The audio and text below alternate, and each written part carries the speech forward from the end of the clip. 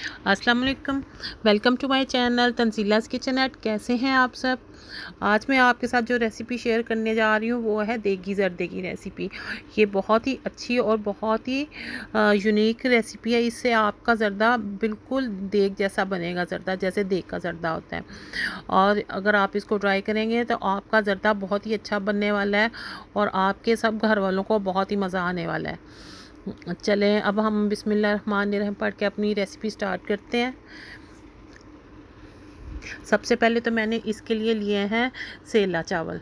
ये है 3 किलो सेला चावल है और ये मैंने तकरीबन 3 घंटे से मैंने भिगो के रखे हुए हैं और ये ना अब बिल्कुल सॉफ्ट हो गए हुए हैं, यानी बिल्कुल भीग गए हैं। सेला चावल की पहचान होती है, एक तो ये वो पुराने होते हैं और इनको ज़्यादा पानी में ना ज़्यादा टाइम के लिए भिगोना पड़ता है, तो ज़र्दा फिर बहुत अच्छा बनता है और खिले खिले चावल बनते हैं। इधर मैंने एक बड़े से देगचे में पानी बॉईल करके रख लिया है चावल बॉईल करने के लिए। ठीक है, अब मैंने इसमें पानी बॉईल हो गया है तो मैंने उसमें चावल डाल दिए। इसको हमने हिला लेना है और हमने इसको फुल डन कर लेना है, यानी चावल बिल्कुल जैसे हम पका लेते हैं वैसे हमने इसको बॉईल कर लेने हैं ताकि ये बिल्कुल पक जाए, क्योंकि जो सेला चावल होते हैं ना वो बाद में चाशनी में डालने के बाद ख़राब नहीं होते। अब मैंने इसमें हाफ़ टेबल स्पून डाला है ज़र्दा रंग और इसको मिक्स कर लिया ताकि हमारे चावलों में बड़ा प्यारा सा ज़र्दा कलर आ जाए। अब हम एक लेंगे सॉस पैन, उसमें डालेंगे बादाम की गिरियाँ। बादाम की गिरियाँ मैंने एक पाव से थोड़ी सी कम ली हैं। आप अपने चॉइस के मुताबिक भी ले सकते हैं, अगर ज़्यादा चाहें तो ज़्यादा भी डाल सकते हैं। अब इसमें हम पानी डालेंगे और इसको फ्लेम पे रख देंगे बॉयल आने के तक। अब ये मुझे ज़र्दे का रंग थोड़ा सा कम लगा है तो मैंने हाफ़ टेबल स्पून और डाल दिया इसमें। ठीक है, ताकि ज़र्दे का कलर अच्छा सा आए। ज़र्दे का कलर अच्छा ब्राइट होगा, जितना आँखों को अट्रैक्ट करेगा खाने में भी वो उतना ही मज़ा देगा। अब ये देखें, अब भी बॉयल आना शुरू हो गया है हमारे चावलों को, लेकिन अभी आप देखें अभी कनी पे हैं, अभी फुल डन नहीं हुए। ये देखें अब बॉयल यानी चावल हमारे पक गए हैं। देखें पानी भी ड्राई कुछ हो गया है, तो अब हम इसको ड्रेन कर लेंगे इसके पानी को। ये देखें मैंने 2 बास्केट्स में पानी ड्रेन कर लिया चावलों का। अब फिर से एक देगचा लेंगे और उसमें हमने डाला है तकरीबन 2 से 2.5 कप ऑयल डाला है, बल्कि सिर्फ 2 कप भी काफ़ी है। अगर आपको थोड़ा ज़्यादा चाहिए हो तो आप ज़्यादा भी डाल सकते हैं। अब हम उसमें डालेंगे लौंग है तकरीबन 1 टीस्पून फुल, और इसमें डालेंगे हम इलायचियाँ आप तकरीबन ले लें 2 टेबलस्पून डाल लें। अब इनको हम ऑयल में अच्छी तरह से कड़कड़ा लेंगे ताकि ऑयल में इलायचियों का और लौंग का बड़ा ही अच्छा सा फ्लेवर आ जाए, जिससे हमारा ज़र्दा बहुत मज़े का लगता है इलायचियों की खुशबू से और लौंग की खुशबू से।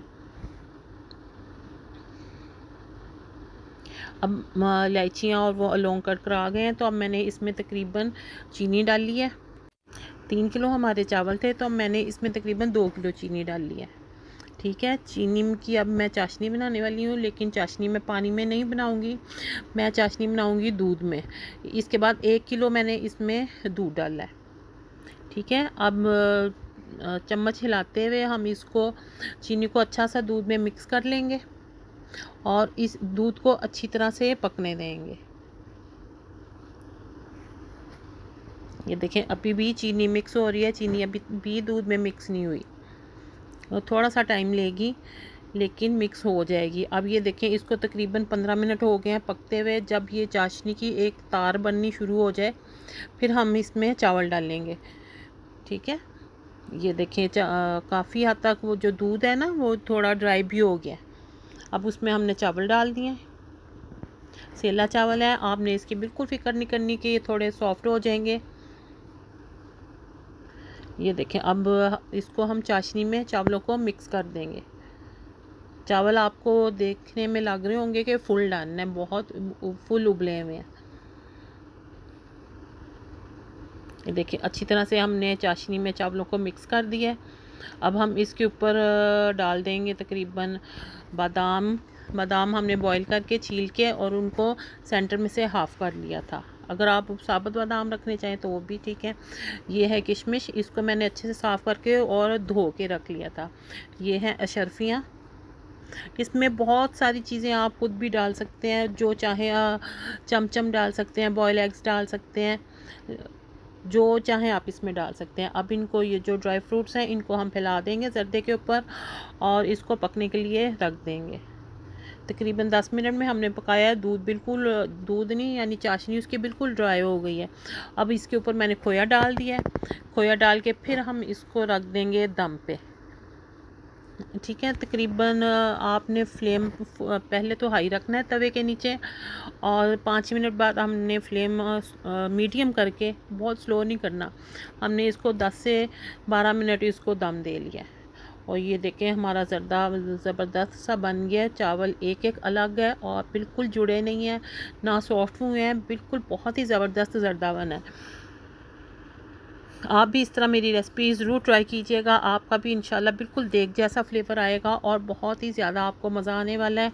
अगर आपको मेरी रेसिपी अच्छी लगे तो इसको, मेरे चैनल को ज़रूर सब्सक्राइब कर दें। इसके साथ ही मुझे इजाज़त दें। अल्लाह हाफ़िज़।